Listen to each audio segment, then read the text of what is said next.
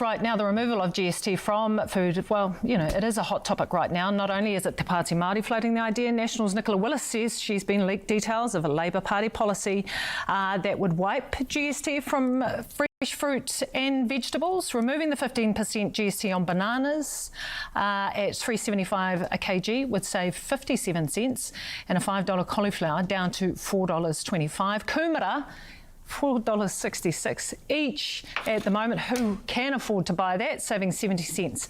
Eric Crampton is the Chief Economist at the New Zealand Initiative, and he joins us now. Eric, thank you so much for your time this morning. We really do appreciate it. Can the removal of GST on food work? It works in other places very badly, and it's not a great way of helping the people that the policy is intended to help. So when the Tax Working Group looked at this in 2018, they found that taking GST off of food would save a decile 1 household about $14 a week. It'd be a little bit higher now because food costs have gone up, but you could do a lot more good by simply increasing transfers to lower income communities by about that amount, rather than trying to take GST off of food. And that's part of the issue, isn't it? Is that it's a generalised, it's not a targeted policy. Taking GST off isn't targeted because it benefits everyone. So those that, that on the low income, it doesn't necessarily benefit them as much, right? Well, higher income households spend more on everything, food included. They would get the highest amount per week in dollar terms. But the better way to think about it, rather than just who benefits, is there a better way of providing benefits to those that you're trying to help? So generally, you'd want to have an increase in sort of broad-based taxes, not punch holes in GST, and then use the money to give it to people who you think need it. So when the Mearley's review in the UK looked at this, their GST is riddled with exemptions. It's really costly. There have been all kinds of cases where there are over a decade worth of litigation trying to figure out whether things have tax or not, given the holes in their system. They found that if they took off their GST exemptions, which the Maori Party proposes putting on, they could compensate all households so nobody is worse off and still have £3 billion left over to do other good things, because a clean tax system has benefits for everyone. What about lowering the GST as opposed to completely removing it? Are there benefits to that?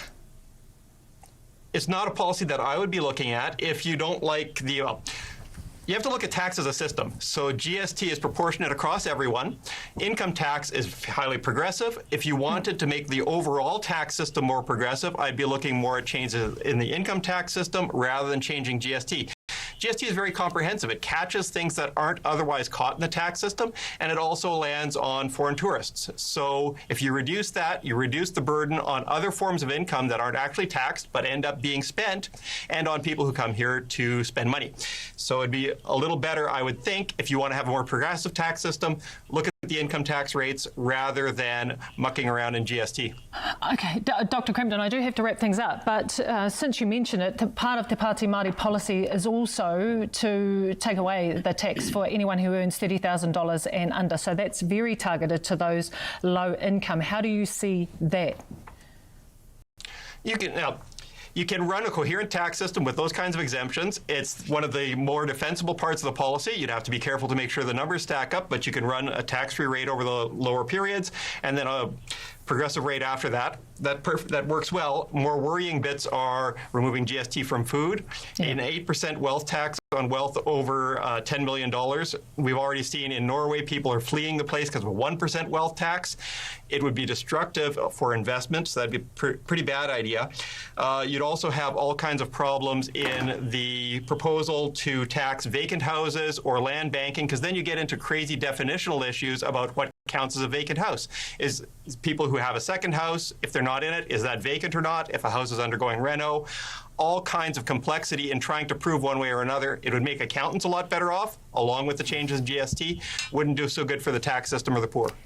Dr. Eric Crampton, the New Zealand Initiative Chief Economist, thank you so much for your time this morning, and keep your feedback coming in. And let's go back to the initial conversation around GST. Would you like to see GST removed from fruit and vegetables, or, as Te Pati Maori has said in their policy, that it will be removed on all food within a supermarket, on all food that's in your dairies and also in your little places like Four Squares Breakfast at tvnz.co.nz.